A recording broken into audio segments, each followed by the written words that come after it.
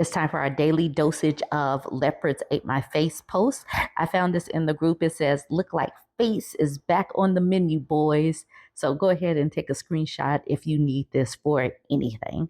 So this post is titled, "You Can't Write It." This person at the bottom is asking this question. Can someone here please explain to me why Trump put someone from Project 2025 as part of his administration? I love Trump. Libs are losing their minds. I was wondering why. Why are you wondering why? We have told y'all what was in Project 2025. Trump's name is inside of Project 2025 over 300 times. If you had taken the time to actually open it and explore it instead of just listening to the words of a liar, then maybe you would know why he is putting on people or nominating people from Project 2025, because he's a liar and Project 2025 is their game plan. But the comments got me. This person, the OP, says okay, and then they complete it. Somebody once told me the world is gonna roll me. I ain't the sharpest tool in the shed. I thought that was funny, these comments. Reddit admin's wives BF says, he's not hurting the right people. This was always about causing people pain and suffering. They are the descendants of every grinning sociopath in all the lynching photos we have ever seen. They are the sadists who would rather lose a little themselves so they can watch others lose everything than want everyone to gain something. Like how my father hates all forms of public assistance because I think he can't stomach the idea that some of it might go to Black people.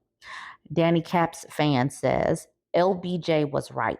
Convince the lowest white man he's better than the best colored man, and he won't notice you're picking his pockets. Give him someone to look down on, and he'll cheerfully open his wallet.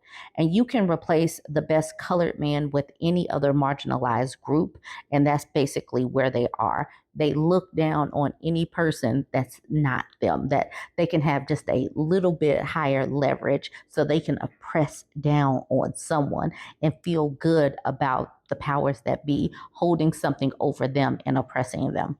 This woman posted this and it's titled, "Trump will be the same as Biden, but with cheaper groceries." This is from her own Blue Sky account.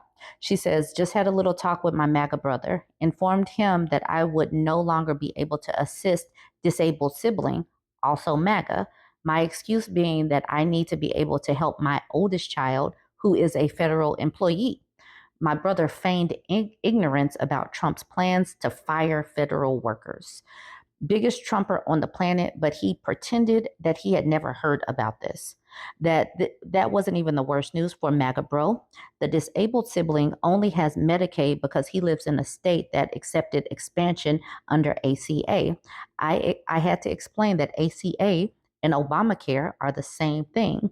Disabled brother is effed when the GOP rolls back Obamacare, because Obamacare and the ACA are the same thing. They hate Obamacare because it has the word Obama in it, but they like the ACA. But Republicans have been threatening to roll back Obamacare / the ACA ever since he implemented it. But no worries. Trump has concepts of a plan, so I'm sure that they'll be totally fine. Ziggy says, cheaper groceries? Wait until a bunch of farm workers are deported. Action Calhoun says, between deportations and tariffs, grocery costs are going to skyrocket. I wonder who they're going to blame when all three branches of government are run by Republicans. Santa hates you says Biden and possibly Obama. Don't forget AOC. They love to spew garbage and nonsense about her because they fear her. And the person at the bottom says, as they should, as in they should also fear AOC.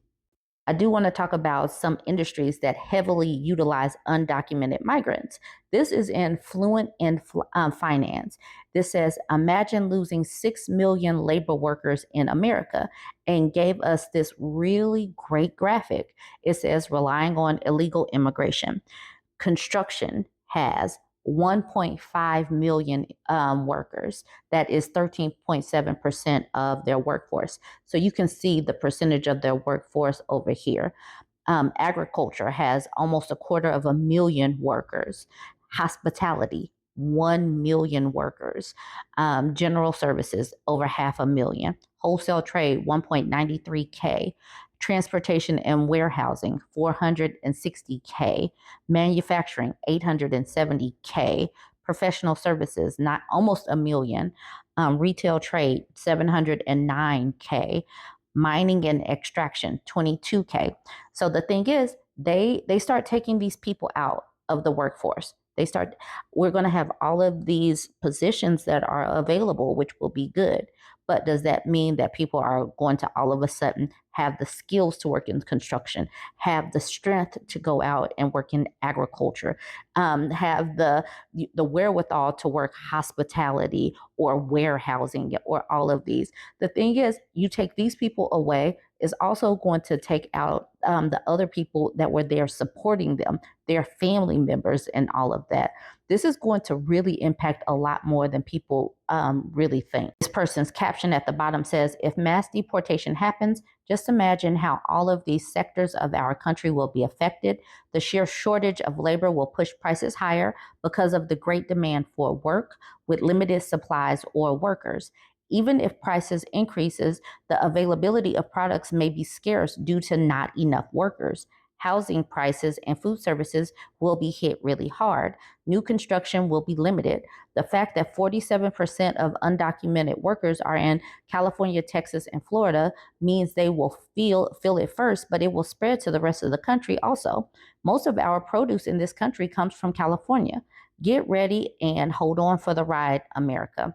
Absolutely. This is all going to bite all of us in the butts. This will bite all of us in the butts.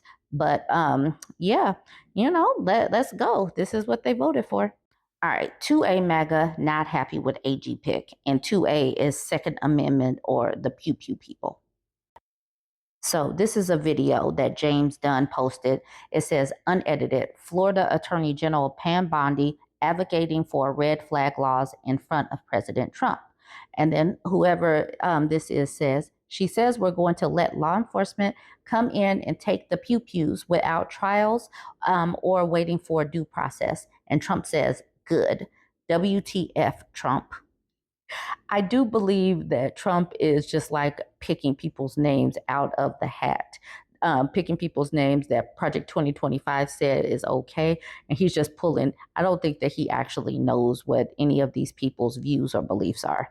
Unlimited Calculus says Reagan took away pew-pews as governor of California because the Black Panthers wanted to stand up for their rights. I'll give you 0 guesses who these new laws will be applied to. My cat is black and tan says, and the 2A MAGA chuds will fall in line just like they did back then. Vakery says they fell in line with the BLM sniper too. His motivation was literally what the 2A fans bleat on about. He considered his community oppressed by the government, so he started unaliving government agents to help free them. Didn't see too many 2A enthusiasts defending the philosophy at that point. They just considered him a murderer like everyone else did. And then finally, this one is simply titled Morons. The title of this article is U.S. farm groups want Trump to spare their workers from deportation. So the farm group says, spare us. It's going to hurt all of us. I know you promised this, and y'all know that these farmers voted for Trump. Y'all know, but they really don't think that the rules should apply to them. At the bottom, it says farm industry warns Trump's deportation plans could upend the food supply. To that we say, duh. It says nearly half of U.S. farm workers lack legal status. Farmers seek expanded legal pathways for agricultural laborers.